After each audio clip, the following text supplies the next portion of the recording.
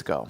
So what I've been doing with the sermons is, this is very unlike me. I just want you guys to know, so that I can be praised and patted on the back. No, I'm just kidding. I am not a planner. I'm not a planner at all. But for the last 2 years, or last year and a half, I've been planning a whole year's worth of sermons. I know it's a shocker. If you guys knew how unorganized I am, it's actually miraculous. So I sit down at the very end of the year and I brainstorm and I spend a couple weeks just kind of poring over a theme and sermon topics and an outline. And of course, it changes throughout the year a little bit, but for the most part, I know what I'm going to be preaching from week to week and the Bible verses and all that stuff. And so when there's overlap, and you'll be like, that sounds really familiar. A lot of times there's overlap, or not a lot. Sometimes there's overlap for what I'm teaching in the adult class, and that's just coincidental. So you're going to hear some of this, and if you've been here like probably 3 weeks ago or something like that, you're going to be like, this sounds really familiar. We did not cover this in class. We covered it during the sermon. So I just want to put that out there. So I'm not going to go like super in depth on this since we've already had this, but that's about half of the chapter, or a little bit less. So anyway, we will jump right in. Keeping in mind that everything that's happening in the Gospel of Luke, from clear back, and I forget what chapter it was, like chapter 8 maybe, everything that's been happening is leading Jesus to Jerusalem. It's pointing him. The compass is set to Jerusalem in the Gospel of Luke. And everything that he's writing post the transfiguration, when Jesus is talking with Moses and Elijah up on the mountain and was transfigured, everything from that point on in the Gospel of Luke is kind of like the descension from they're up on the pinnacle of the mountain. Now everything is like kind of descending and going down to Jerusalem. And you'll hear that terminology throughout the Gospels. All four of the Gospel writers do it. That was a very common expression for the Jews. It was like the expression. No matter where you were on the map, if you were going to Jerusalem, I'm the opposite. You were going up to Jerusalem. And so they're on the pinnacle of the mountain. They came down from the mountain, and now, there we go. Now they're ascending from the bottom of that mountain. Literally, they're ascending, going up to Jerusalem, where Jesus will ultimately be crucified. So theologically, Luke ties every single story, every word, every phrase, everything he ties into that mission to go to the cross. And that's really important because in our lives, and you're going to see this in this chapter, that's why I'm spending time on this. In our lives, we don't necessarily tie everything to the cross of Christ. And if you remember Paul, when he was writing to the Corinthians, he said, when I was with you, I decided to know nothing except what? Jesus Christ and him crucified. Like everything else doesn't matter. For Paul, that was the moment. That was the moment that he pointed everybody else to when he preached the gospel. Like everything else was kind of a byproduct. It didn't much matter. Paul's goal was to point everybody to the foot of the cross. Why? Well, I've talked about this before. You cannot stand at the foot of the cross and to stand there watching Jesus pouring his blood out for you and be like, I'm going to go out and get hammered and go gambling and go whatever it is. You can't stand there at the foot of the cross and do that. And Paul talks about that. He's like, when we're baptized, yes, in Romans 6, right? When we're baptized, yeah, we're going to struggle with sin. In fact, chapter 7 in Romans, Paul's like, I really struggle. I do the things that I don't want to do, and the things that I do want to do, I don't do. And like, there's always this war, this fleshly war between the flesh and the spirit. But Paul says in the previous chapter, in chapter 6, he's like, when we are crucified with Christ, we crucify our old selves. We're no longer slaves to sin, but we're slaves to righteousness. Well, how is that possible? How do we become slaves to righteousness? It's because Paul's bringing people, he's leading people to that cross. And that cross, that moment is so important. He does this in the book of Ephesians too. Ephesians is, it's a series of indicatives, which is Paul like keeps alternating back and forth, and he's like, okay, so the cross happened, therefore, and then he gives these indicative statements, like because of the cross, you're going to behave this way, right? So it's really cool what he does in the book of Ephesians, but Paul does this over and over and over again, and it's not just Paul.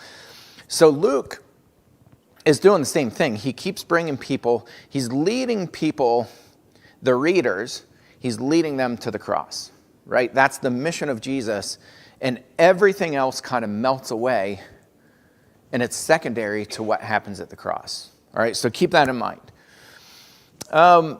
Starting in verse 1, chapter 14. On the Sabbath, when he went to dine at the house of a ruler of the Pharisees, they were watching him carefully.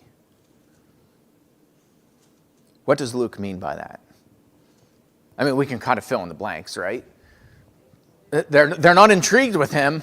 They're not like, like, I don't read it this way where they're like, he's, what a gentleman, right? What were you saying, Brenda? Why are they watching him? They want to accuse him. Yeah, there's the mic. She said they want to accuse him. Yeah, 100% right. They want to find something wrong. And Luke says that a lot. Like they waited for an opportune time. They wanted to catch him saying ... whatever it is, right? They're ready to catch him. All right, so they're watching him carefully. And behold, there was a man before him who had dropsy. All right, nurse. What's dropsy? The nurse who's over there hacking. It's edema. It's a what? Yeah, fluid. Yeah, it's where what's it called now today? They don't call it dropsy today. It's called what? Edema. So, it's where like you can push, it's really gross, but you can push into the skin and that dent stays there. It's like it disperses the fluid. Well, is the fluid the symptom or is that the disease? Sorry. Is the fluid a symptom or is that the actual disease? Both. So typically it's an underlying, I like the aggressive, get rid of the microphone.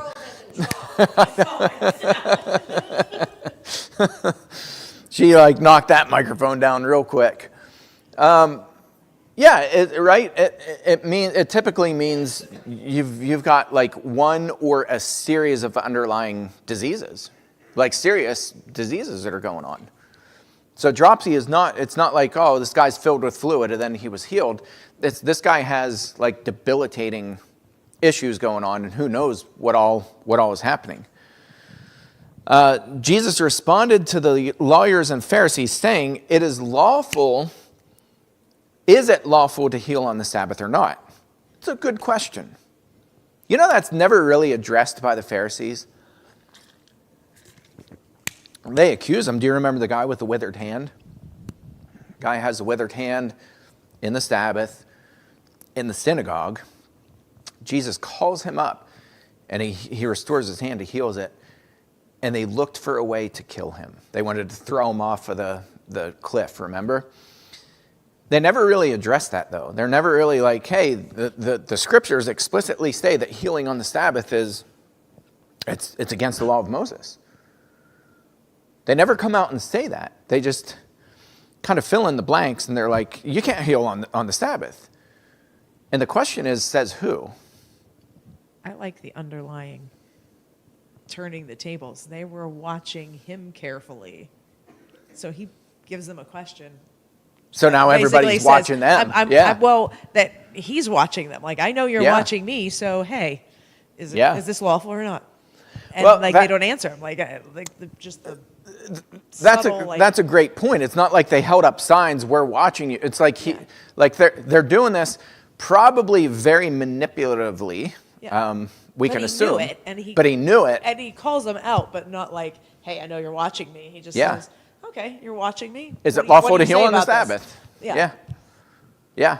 That's pretty cool. I love that. I love this next sentence, but they remain silent.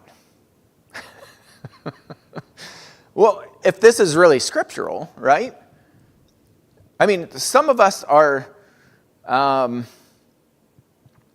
passionate about the scriptures, about what's right and wrong, and there's nothing wrong with that. Like, I'm not picking on Valinda, but Valinda, like, she'll be the first to tell you, like, hey, if this is in the Bible, I'm going to mow you over and tell you what's in the Bible. Like, I don't care what you think. I don't care who's offended. There's nothing wrong with that. Just some people just, like, black is black and white is white. And for the Pharisees, they didn't know how to respond, which tells me they don't have a leg to stand on, right? If this was really in the scriptures, they would say, hey, in the law of Moses, it says this, and we really see that you're breaking the commandments of Moses, the law of Moses. But they didn't do that. Why? Because it's not in there. So Jesus knows this. They remain silent.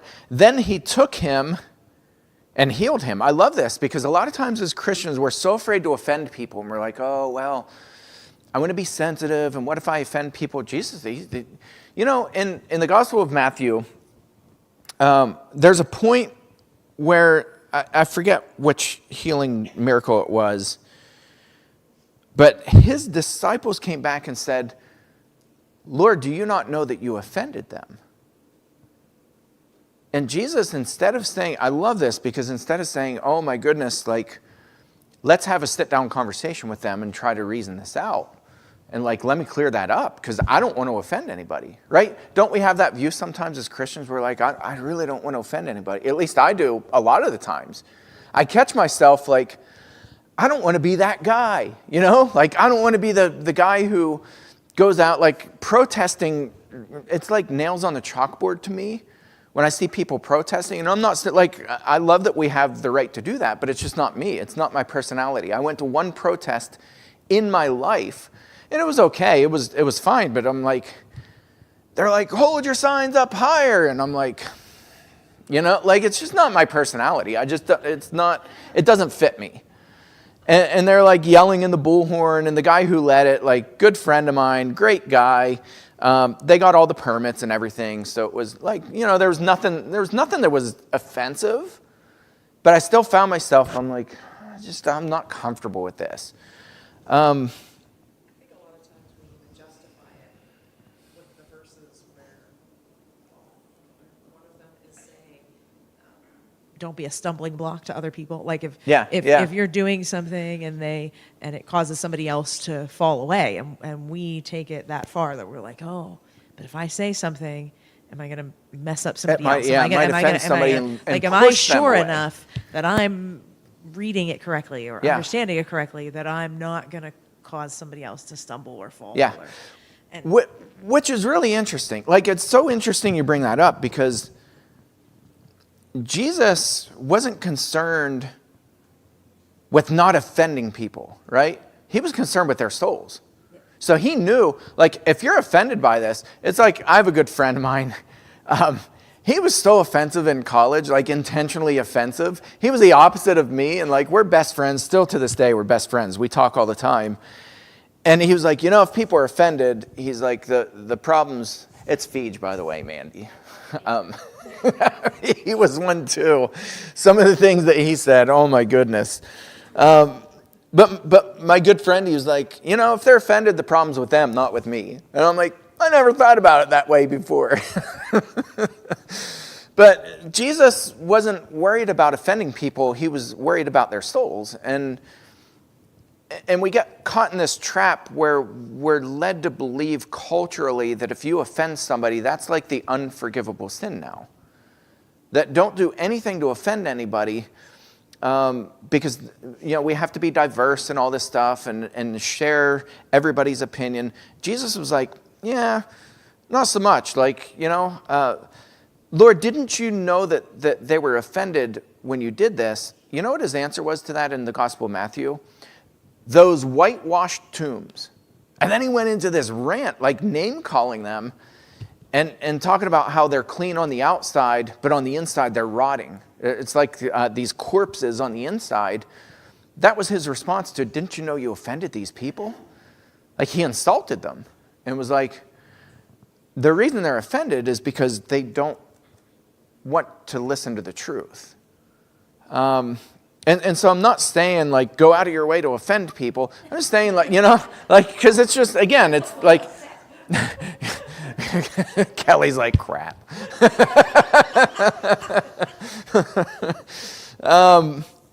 Like, what's the phrase? Do what's right always. Just do what's right, and you don't have to apologize for that. And so here, Jesus, he does what's right, and he doesn't apologize. He's not on an apology tour. He heals the guy. He's not really concerned with people being offended about that. He heals them, heals the man, sends them away, and then he said to them, which of you having a son or an ox that has fallen into a well on a Sabbath day will not immediately pull him out? And once again, they couldn't reply to these things. They were silent. They couldn't reply to them because they know full well. And it's interesting. He's talking to an agricultural group of people who constantly have things. Don't we have things that come up all the time, right? Like, am I the only one? Or is it like you have your day planned? Brenda's like, right? We have our day planned out, and we're like, okay, here's how it's going to go down, right? Mistake number one, you plan your day. Yeah, mistake number one, you plan your day. But then in the middle of that, crisis after crisis after crisis comes up. And rather than saying, I was going to mow the lawn today and I'll get to you. Like, my family kind of got on to me last night because I checked my voicemail. One of our church members called. It's a Saturday night, like 8 o'clock at night. I get a phone call. I didn't answer it because we were at Cameron's game. The game was 7:30 under the lights. I get a call at like 8 o'clock. We're in the heart of the game. I don't answer my phone. And I'm like, if it's an emergency, they'll leave a voicemail. So later, after the game, I check the voicemail, and they're like, live in the moment. They're like, put your phone away. And I'm like, but if it's an emergency, I'm going to pull somebody out. If it's not an emergency, great. But if it's an emergency, I'm going to be the one to pull somebody out of a ditch. Right?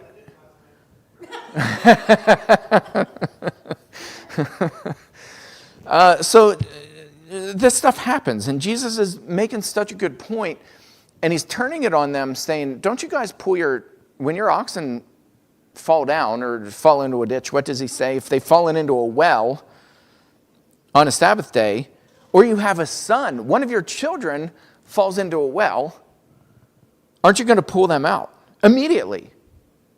Of course they will, and they do. So I love it. I know, yeah. Exactly.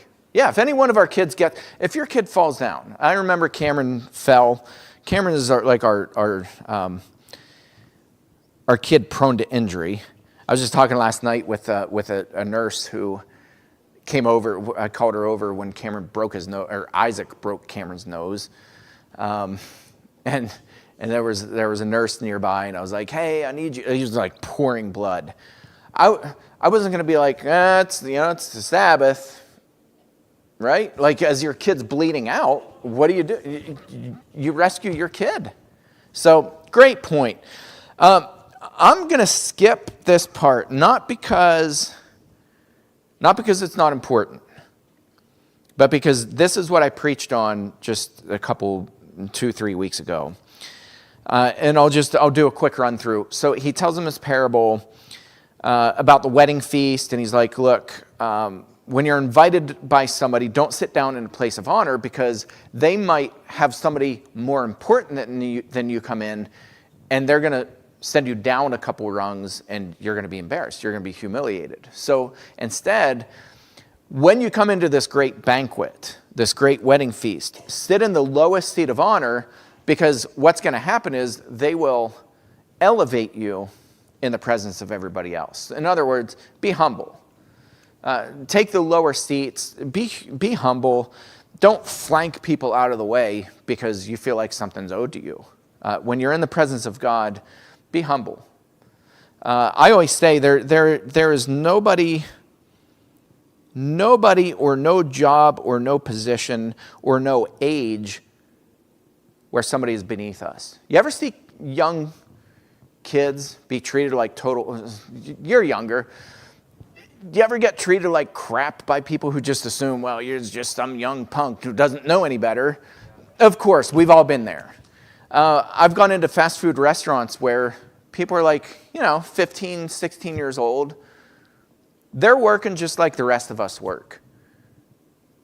And they're treated like they're so incompetent and stupid and entitled.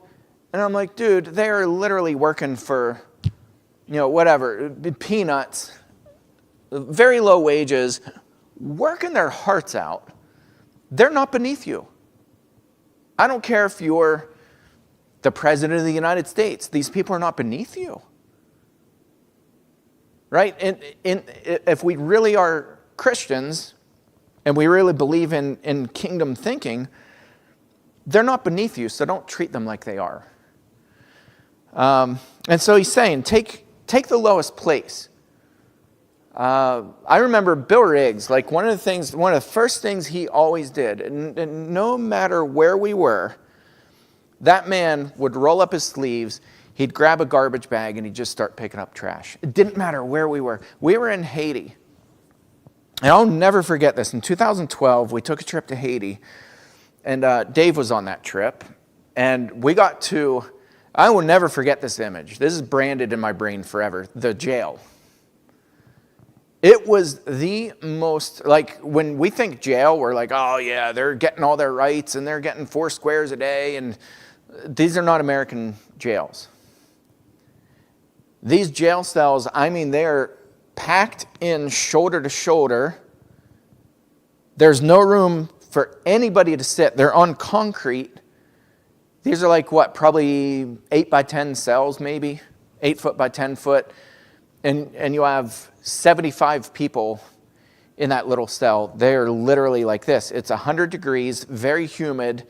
They're covered in sweat. You can see it. They look exhausted. It reminds me of the scenes. What's the Holocaust movie that?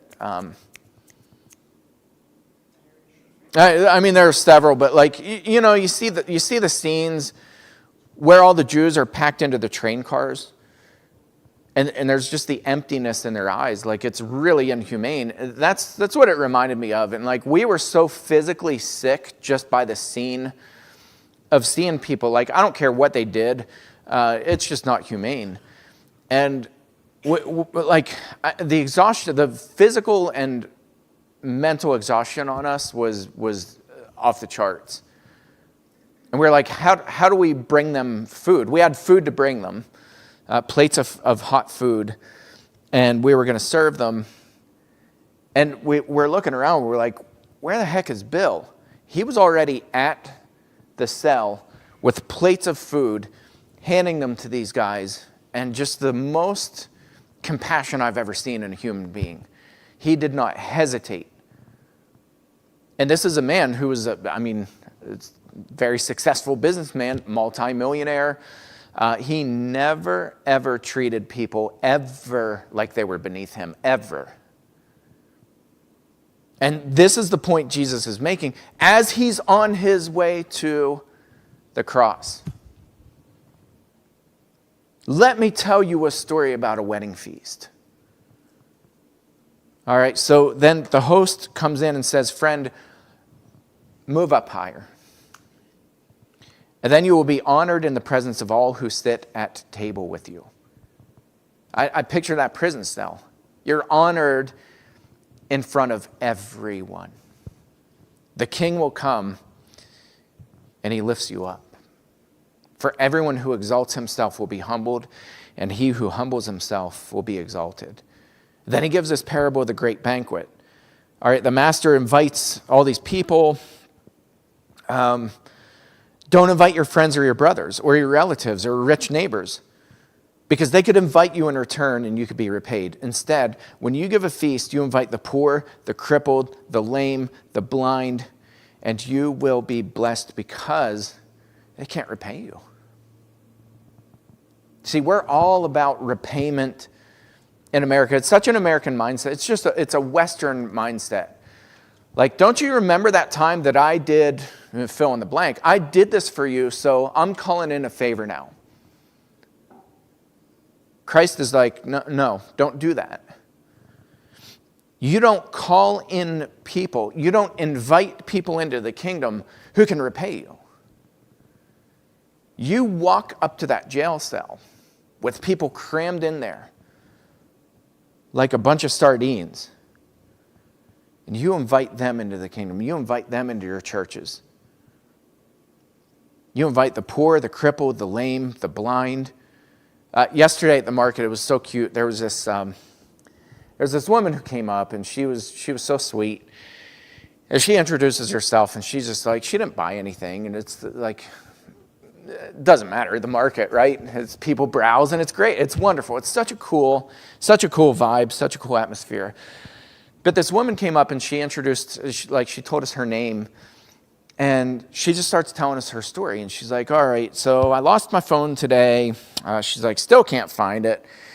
She's like, and then I got all these scammers, and I'm just afraid of the scammers. And like, she's just going on. And then she's like, and then let me tell you about my mom. She's like, let me tell you how she was treated by my family members. And she's like, I'm trying to find a way to get out to where she lives, like out towards Pittsburgh. And she's like, you know what I'm going to do when I get there? And I'm like, give her some rest, peace of mind. She goes, bingo, I'm going to kick my family members out because she's my mom too. And she's like pouring her heart out. And then like she's just talking nonstop. And then she looks at Eden and she goes, honey, I'm not crazy. She's like, everybody thinks I'm crazy. She's like, I'm not crazy. She goes, everybody else in the world is crazy. I'm like, I love you. Like, you're so cool. And then she went over to the people across from us. They pull out a chair, and like she was having a hard time physically. They pull out a chair, and they welcomed her and literally sat her right in front of their tent. And she sat there for probably an hour. And they were just talking to her. Then she got up, and they gave her a big hug. And I was like, this is exactly what Jesus is talking about. There is nobody who's beneath us. And you treat people with dignity and honor and respect. God will repay that. Okay, so I got to pick up steam here. I know, Jimmy, go. When one of those who reclined at table with him heard these things, he said to him, blessed is everyone who will eat bread in the kingdom of God. But he said to him, a man once gave a great banquet and invited many. At the time for the banquet, and clearly he's talking about God here, right? A man once gave a great banquet and he invited many. God invites people to heaven, right? God invites everybody. And at the time for the banquet, he sent his servant to say to those who had been invited, come, for everything is now ready. But they all alike began to make excuses. The first said to him, I've bought a field and I must go out and see it. Please have me excused. And another, I bought 5 yoke of oxen and I go to examine them. Please have me excused. And another said, I've married a wife and therefore I can't come. I don't know what he means by that. Maybe I'm reading too much into this. Does he not like his wife? I think it refers back to the verse in Deuteronomy where they're excused from public service. Yeah. Not exactly, because this is a feast, not a public service. Yeah, right. But he's excused from certain things because he's supposed to make his wife happy. Yeah, yeah. So I think back to that. Yeah, I mean, the point is they're all making up excuses for not going. They're like, no, I have other things going on. And we do this all the time, let's be honest. Somebody who you haven't seen for a long time, who quite frankly could probably use the company, be like, I have a lot going on. Like, I do it. We all do it. And that scares the living daylights out of me. Remember, where's Jesus on his way to? According to Luke, where's Jesus on his way to? He's on his way to be crucified. And does Jesus take time for people? On his way to be crucified, does he stop and take time and address people's immediate needs? All the time. He's not like, look, I have a mission. I'm on my way to save the world. Literally, I just don't have time to stop. He's like, no, I look at them and I have compassion on them because they're like sheep without a shepherd. So, yeah, this guy, I married a wife, therefore I can't come. So the servant came and reported these things to his master. Then the master of the house became angry. And he said to his servant, go out quickly into the streets and the lanes of the city and bring the poor and the crippled and the blind and the lame. And the servant said, sir, what you commanded has been done, and still there's no room. Or there is room, rather. And the master said to the servant, go out to the highways and the hedges and compel people to come in, that my house may be filled. For I tell you, none of those men who were invited shall taste my banquet. All right, this is his response to, Jesus, when we get to heaven, it's going to be this great banquet. And he's like, be careful about who all is going to heaven. Because a lot of people are invited. It's like the narrow gate. Lord, is it hard for people to enter the kingdom? Oh, look, enter by the narrow gate, for wide is the gate that leads to destruction. And very few people enter by the narrow gate, so that's where you ought to be headed. Don't follow the masses, follow the narrow gate. The narrow gate, well, Luke mentions that story too. I forget what chapter. Let's see, that's mentioned in Matthew 7, 13 and 14, Luke 13, 23 and 24. So just the previous chapter, Luke mentions, or Jesus mentions it. So again, he's given all these successive parables to say, look, the kingdom is here, right? The time is now. Stop making excuses. Stop pointing fingers. Stop waiting for Jesus to mess up. The time is now. And we've got to start tapping shoulders and bring people into the kingdom. And forget about those who refuse. Okay, so here's the cost. Now, great crowds had accompanied him, and he turned and said to them, that is, the great crowds, if anyone comes to me and does not hate his own father and mother and wife and children and brothers and sisters, yes, even his own life, he cannot be my disciple. Now, that's a pretty radical statement. Whoever does not bear his own cross and come after me cannot be my disciple. He's literally on his way to bear his own cross. And he's kind of foreshadowing here, anybody who's not willing to do the same thing can't be my disciple. So when you talk down to the 16-year-old girl behind the cash register at McDonald's, you really can't be my disciple. If you're not willing to pick up your own cross and bear it, and you're going to berate somebody who's my daughter, you're going to berate my daughter in the name of whatever, you can't be my disciple. Now, obviously, he's not talking about literally hating your family. He's making a radical statement to say, look, you have to be willing to walk away and denounce everything. Leave everything and follow me.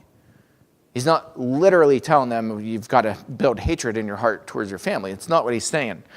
For which of you desiring to build a tower does not first sit down and count the cost, whether he has enough to complete it? Otherwise, when he's laid a foundation and is not able to finish, all who see it begin to mock him, saying, this man began to build and was not able to finish.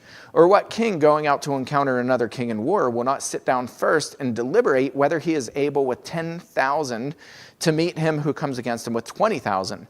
And if not, while the other is yet a great way off, he sends a delegation and asks for terms of peace. In other words, if you're going out for this war, you think you're all bad and tough and you're going out to this war, this spiritual war, if you can't win it, you better have the humility to send a delegation and be like, all right, let's come up with terms of peace. come to peace with yourself, come to terms of peace with God, whatever it is, you come to grips with the fact that you're not as big and bad and tough as you think you are, and have the humility to lay down your weapons and be like, look, I submit to Christ. Yeah, and then he goes on, he says, therefore, any one of you who does not renounce all that he has cannot be my disciple. That's, I think, 3 times he said that statement successively. You can't be my disciple unless you take up your cross and you bear that cross and you follow me. You can't be my disciple if you don't renounce everything and follow me. I guarantee you nothing in our life is that important that we can't let go of it. Our house, our cars, our status, our reputation in town, whatever it is, I guarantee you there is nothing that is that important that we can't just walk away from it right now and follow Christ. And yet, what do we cling to? We cling to all those things. We want to be liked. We want to be well talked about. We want to feel safe. We want to feel secure. We want to feel comfortable as a Christian. We want this assurance that everything's going to be okay. Walk away from all that. Come with me, and I'm going to walk you to a place. I'm going to walk you to this place. It's called the place of the skull. I'm going to walk you there and I'm going to show you something. This is what Luke is doing in his gospel. Jesus is taking people by the hand, word by word, sentence by sentence, phrase by phrase, parable by parable. Luke is grabbing people by the hand and joining their hand to Jesus and saying, look, we're going on a journey. I'm taking you somewhere. And he take you to this place called the place of the skull. And you won't believe what you're about to see. And then he ends it with this. Salt is good, but if salt has lost its taste, how shall its saltiness be restored? It's no use either for the soil or for the manure pile. It's thrown away. He who has ears to hear, let him hear. Now, their salt in the first century was not like our salt today. They would mix it with clay and different minerals. They would do this combination of a mix and make these salt blocks, kind of like the deer lick blocks that you can buy them for pretty cheap. The salt licks for animals. It's not like they would build this block, but it would be all these things. And so if it rained, on top of that, it would wipe out a lot of the minerals, but the clay would stay and the shape would stay and even the color of it would stay. So it would look like this decent salt block, but it would lose its saltiness. And they would use it for different things. For the soil, it was used as a fertilizer. It also was a weed killer. It was a way to kill off the weeds if used properly. For the manure, they would mix it in with the manure, and it would speed up the fermentation process. And then they could use that as fertilizer for out in the fields. But if the salt had lost its saltiness, it obviously wasn't good for those things, and so the only use for that was to be thrown out and for people to walk on top of it, to be trampled on. And so clearly he's talking about people. He's like, look, don't let your saltiness wash away. Don't lose your saltiness. Don't lose your value. Don't lose your ability to fertilize, to help fertilize this harvest that's been ripened by God, right? He uses all of us, but if we lose our saltiness, if we're berating the 16-year-old girl behind the counter, if we're being a bad example to other people, we're losing our saltiness, and the only thing we're good for is to be thrown out. And it's an expression that he uses all the time throughout the Gospels, where people are thrown, the chaff is to be thrown out. I think of John the Baptist. Already the axe is laid at the root of the tree. Anybody who doesn't produce good fruit will be cut down and thrown out. This language is used pretty often. So again, contextually, he's on his way to the cross, and this is important. I'm over time. I'm going to stop there. Thank you all. We'll see you in a few minutes.